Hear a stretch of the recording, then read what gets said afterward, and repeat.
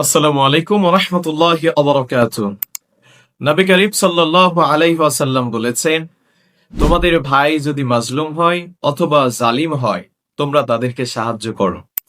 এই কথা শুনে সাহাবায়ে কেরামরা বললেন, ইয়া রাসূলুল্লাহ, মাজলুম হলে আমরা তাকে সাহায্য করব, বুঝলাম, কিন্তু সে যদি জালিম হয় আমরা তাকে কিভাবে সাহায্য করব?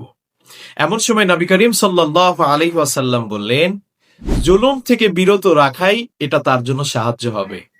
এই জন্য প্রিয় ভাইরা, আমরা কখনো জুলুমকে প্রশ্রয় দিব না, জালিমকে আমরা কখনো প্রশ্রয় দিব না।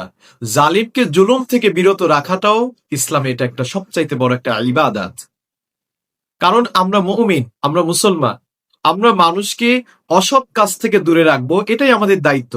কারণ রব্বুল আলামিন কোরআনুল কারীমের ৩ নম্বর সূরা আলী ইমরানের ১১০ নম্বর আয়াতে সুন্দর করে বলছেন, কুনতুম খায়রা উম্মাতিন উখরিজাত লিন-নাস তা'মুরুনা বিল মা'রুফি ওয়া তানহাউনা আনিল মুনকার ওয়া তু'মিনুনা বিল্লাহ।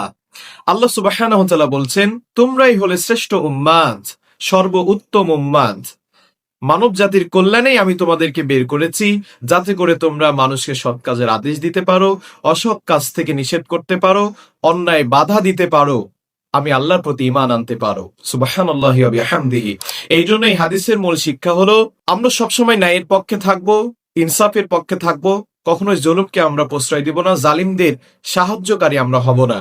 এই জন্য মাজলুমকে সাহায্য করা যেমন ফরজ দায়িত্ব, তেমনি জালিমকে জুলুম থেকে দূরে রাখা, জালিমকে জুলুম থেকে বিরত রাখাও এটা আমাদের ইমানি দায়িত্ব।